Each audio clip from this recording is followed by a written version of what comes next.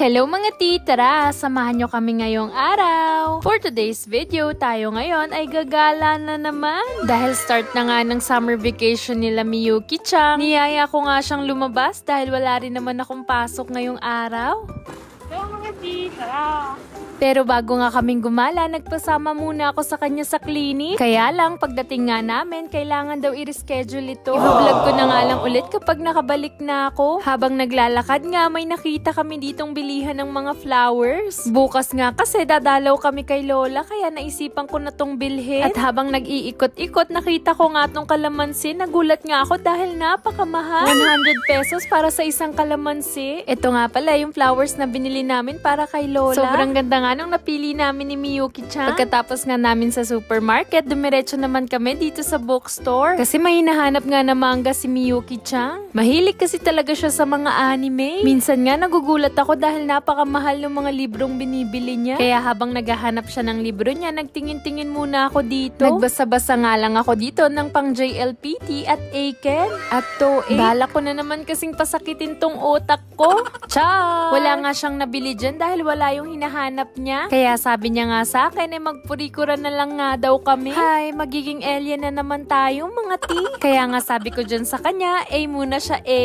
At buti na nga lang nauto natin siya. Ciao! Ito nga pala yung kinalabasan ng photo booth namin. Tinanong ko nga siya kung saan niya gustong kumain. Sabi niya nga sa akin, gusto niya daw kumain ng crepes. Hindi ko pa nga natitikman yung mga crepes dito. Pero si Miyuki-chan nga daw nakakain na dito at sabi niya masarap naman. Tapos pag ipapakita mo nga yung purikura mo dito, kakaroon ka nga ng 100 yen off. Si Miyuki-chan nga lang yung nagturo sa akin niya. Dapat nga sa iba ko kakain, kaya lang inorderan na ako ni Miyuki-chan. Na talaga masarap kung hindi siya uubos niyan. Char! Pero in fairness, mukha naman siyang masarap. Umorder nga pala si Miyuki-chan dyan ng choco banana ice. Tapos yung akin naman, banana shokora. Tawang-tawa nga siya dyan sa kalokohan niya. Paano kasi gusto niyang kainin tong crepes ko? Tara, i-taste test na natin. Nagulat nga ako dahil malaki-laki rin pala yung serving nila mga tea.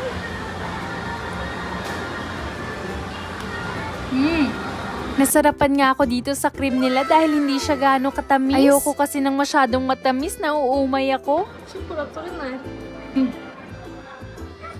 Tikman naman natin tong brownies nila kung masarap.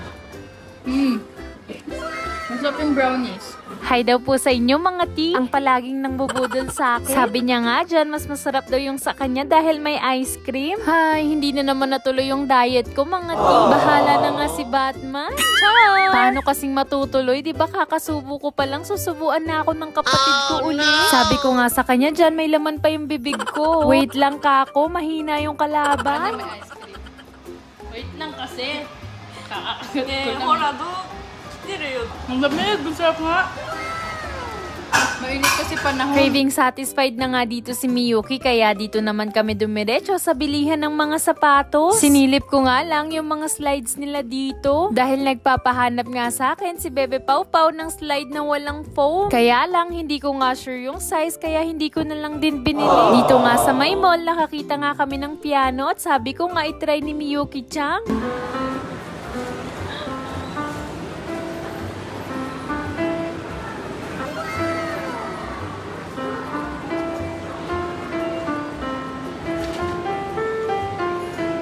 Hindi nga marunong magpiano si Miyuki-chan, kaya tinry niya lang yan mga tea. Kung nakikita nyo nga sa may piano, may bata na nga na nakapila. Kaya nga agad-agad siyang tumayo.